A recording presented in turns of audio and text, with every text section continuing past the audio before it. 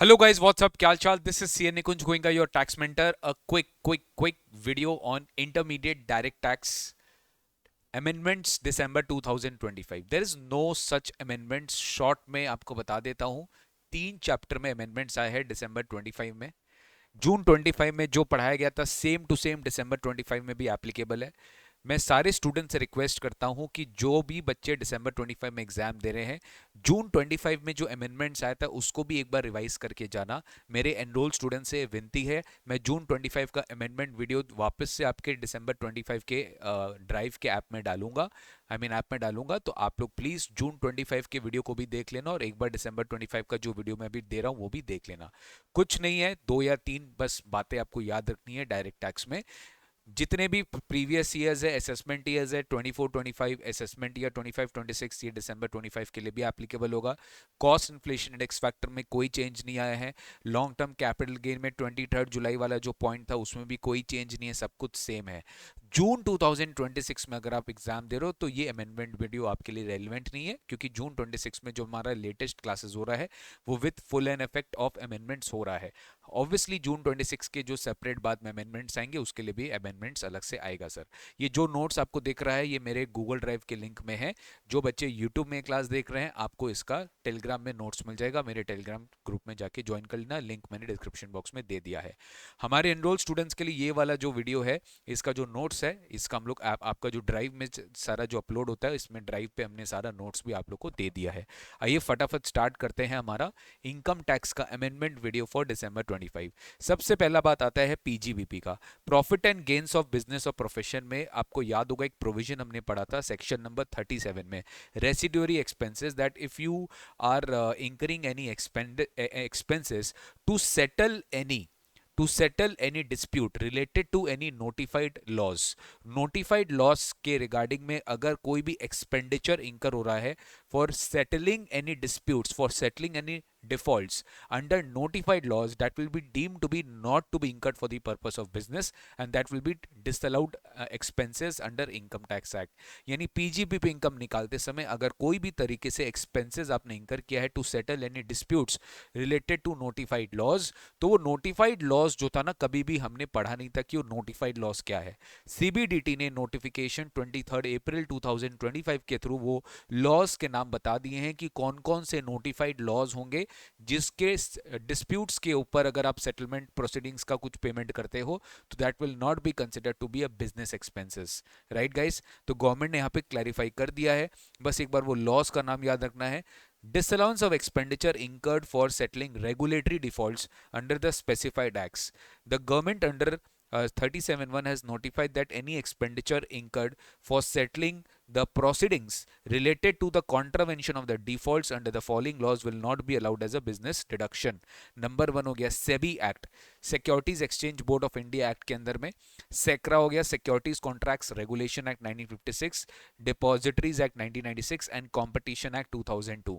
ये 4 लॉज अगर वायलेट किया जा रहा है और उसके ऊपर कोई सेटलमेंट प्रोसीडिंग्स चल रहा है और उसका आपने कोई सेटलमेंट पेमेंट किया, जैसे कि आपने जीएसटी में पढ़ा था कंपाउंडिंग फीस, कंपाउंडिंग करते हैं अपने कोई भी तरीके का ऑफेंस, कोई प्रोसिक्यूशन चल रहा है, अपने कोई कंपाउंडिंग फीस कर रहे हैं टू सेटल एनी डिफॉल्ट्स, तो that is not to be allowed for the purpose of business. तो ऐसे 4 लॉज है, securities exchange board of India act, SCRA act, depositories act and competition act. ये MCQ में आ सकता है, ये याद रखेंगे सर। 37(1) में एक छोटा सा जो नोटिफाइड लॉ है उसके ऊपर गवर्नमेंट ने नोटिफाई कर दिया है।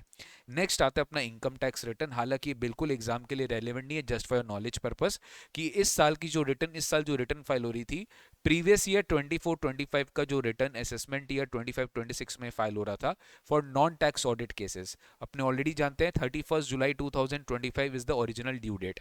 If my assessment year is 25-26, 31st July 25 is the due date for filing returns for non-tax audit cases। तो this was extended to 15 सितंबर, जिसको गवर्नमेंट ने एक दिन से और एक्सटेंड कर दिया था, जस्ट आपके नॉलेज के लिए 16 सितंबर। ये सब आपके एग्जाम के लिए बिल्कुल भी रेलिवेंट नहीं है, ये सब अमेंडमेंट्स एग्जाम में नहीं आते, just for your knowledge purpose है ये, ठीक है। तो सीबीडीटी ने एक्सटेंड कर दिया था return filing date from 31st July to 15th of September, which was later on extended by 1 day, that is 16th of September।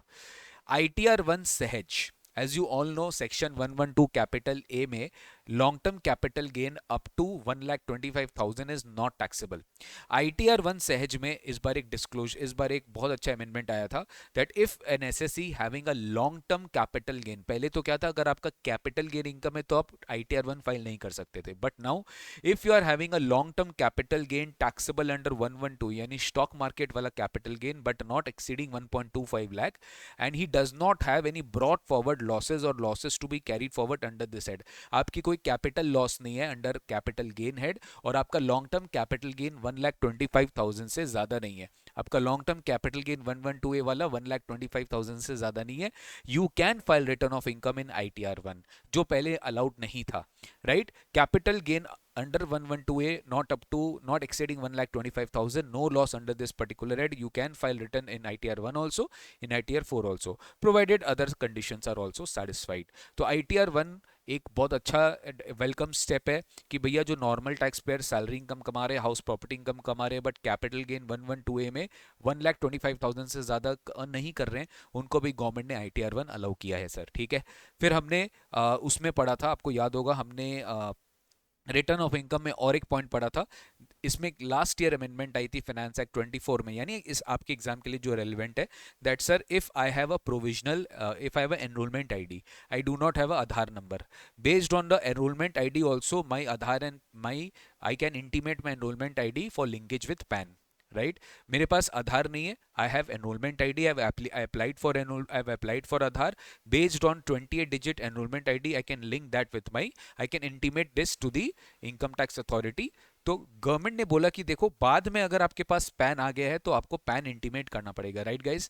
तो यहीं पर बोला गया है कि जिनको एनरोलमेंट आईडी के बेसिस पे जिनका इंटीमेशन हुआ था, ये हमने फाइनेंस एक्ट 24 का अमेंडमेंट पढ़ा था, जिनका एनरोलमेंट आईडी के बेसिस पे जिन्होंने इंटीमेट किया था for the Aadhaar, I mean for the Aadhaar and PAN linkage, उनको now they will have, they have given a date and they have written in the provision a notified date will be given, वो notified date notify हो चुका है कि कब तक जिनको enrolment ID के बेसिस पे जिन्होंने अपना पैन लिंक किया था, उनको अब आधार के साथ अपना पैन लिंक करना पड़ेगा बाई 31 दिसंबर 2025।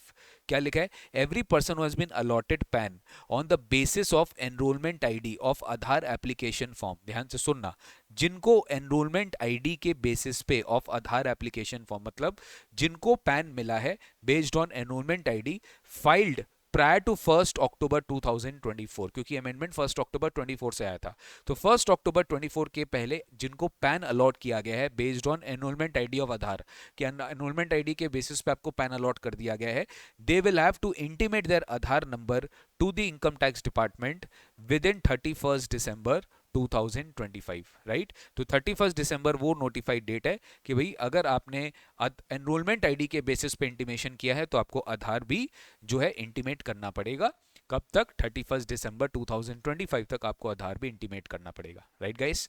तो ये था due date of intimation of Aadhaar number who do not possess, ठीक है।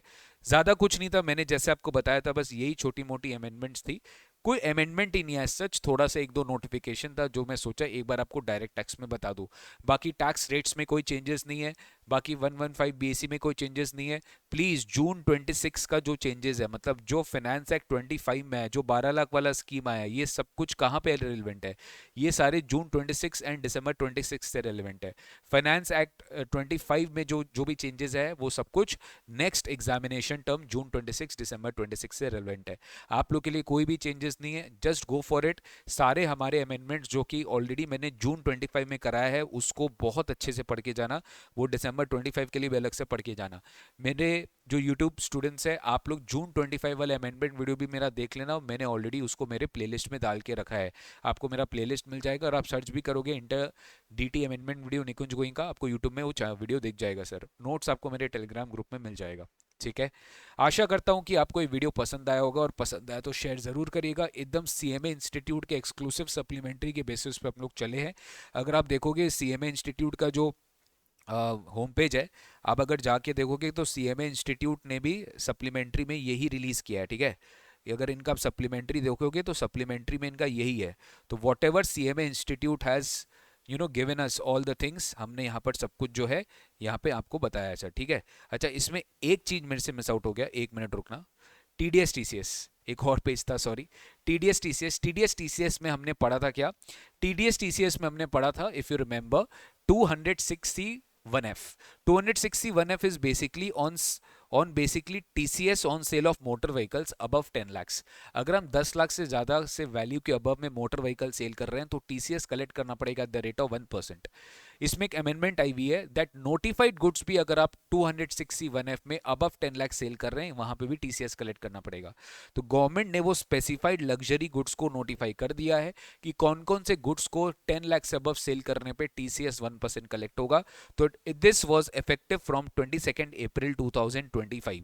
तो 22 अप्रैल 2025 से ये इफेक्टिव हो चुका है कि on what goods the government has notified a list of luxury goods or high value goods. Obviously if the value of these goods exceeds 10 lakhs, TCS is required to be collected by the seller at 1%. तो ये सब exam में आ सकता है कि high value goods पे definitely government देखना चाह रहा है कि भैया तुम कितना परचेज कर रहे हो हाई वैल्यू आइटम्स, उतना तुम्हारा इनकम डिस्क्लोज हो रहा है कि नहीं हो रहा है.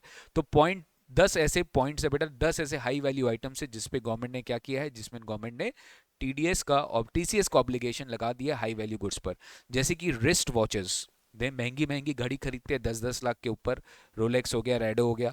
आर्ट पीसेज हो गया, कोई एंटिक्स, पेंटिंग, स्कल्पचर, ये सब जनरली हाई वैल्यू आइटम्स है. कॉइन्स हो गया, स्टैम्प्स हो गए, राइट, कलेक्टिबल्स, यॉट हो गए, बोट हो गए, कैनोइज हो गए, हेलीकॉप्टर्स हो गए, सन ग्लासेस हो गया, ये सब हाई वैल्यू ब्रांड्स के होते हैं. बैग्स हो गया, गुच्ची का पर्स ले लो, हैंडबैग्स, पर्सेस ले लो.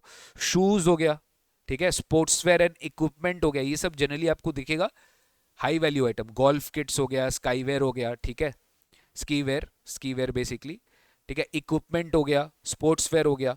होम थिएटर सिस्टम्स, जो अपने टीवी एंड ऑल सिस्टम्स लगाते हैं अपने घरों पर, तो यहाँ पे भी TCS 1% जो कलेक्ट होगा हाई वैल्यू गुड्स माना जाएगा. And last but not the least, horse's used for horse racing. Horse racing के लिए हम हॉर्स खरीदते हैं, 20 लाख का, 25 लाख का, 30 लाख का, 10 लाख का घोड़ा, तो घोड़े खरीदने पर भी TCS कलेक्ट होगा. या पोलो में जो हॉर्स यूज किया जाता है उसके लिए भी, और हॉर्स रेसिंग के लिए भी. Basically, this notification ensures that TCS compliance on high-end discretionary goods to curb tax evasion and improve traceability of luxury purchase. कि ultimately तुम्हारा कितना ज़्यादा लाइफस्टाइल कैसा है उस पर तुम्हारा ITR भी देखा जाएगा कि भैया तुम्हारा ITR कैसा है, तुम्हारा ITR में इतना इनकम आता है क्या, तुम इतना इतना रुपया का सामान खरीदते हो. तो 10 लाख से ज़्यादा अगर आप ये नोटिफाइड लग्जरी गुड्स खरीदते हो तो आपके ऊपर TCS क्यों होगा, कलेक्ट होना स्टार्ट हो जाएगा और आपका डेफिनेटली वो ट्रांजैक्शन रिपोर्ट होगा. तो रिस्ट वॉच हो गया, आर्ट पीस हो गया, coin, stamps, yacht, boats, helicopters, sun glasses, bag, shoes, sportswear, equipment, home theatre systems, horses used for horse racing और पोलो, ठीक है, ये सारे गुड्स पर GST TCS कलेक्ट होगा at the rate of 1%. Next आता है TDS का एक छोटा सा नोटिफिकेशन आया हुआ है. इफ यू रिमेंबर 194EE, ये हो गया NSE डिपॉजिट्स. अगर अपने NSE डिपॉजिट्स की मैच्योरिटी बेटा अपनी हो रही है तो उसमें इनकम टैक्सेबल हो जाता है और उस पर TDS कटता है, राइट. अब इसमें एक और पॉइंट अपने को समझना पड़ेगा. 80CCA, I repeat 80CCA, 80CCA subsection 2 क्या बोलता है? 80CCA सबसे पहले बताता है कि अगर आप NSE में कोई पैसा डाल रहे हो, premium payment and national saving certificates purchase कर रहे हो तो आपको डिडक्शन मिलेगा. 80CCA सबसेक्शन 2 बोलता है that if any withdrawal is happening, अगर NSE मैच्योर होकर कोई पैसा आ रहा है तो वो आपका इनकम माना जाएगा. अगर वो इनकम माना जाएगा तो उस पर TDS डिडक्ट होता था 194EE में, TDS डिडक्ट होता था 194EE में.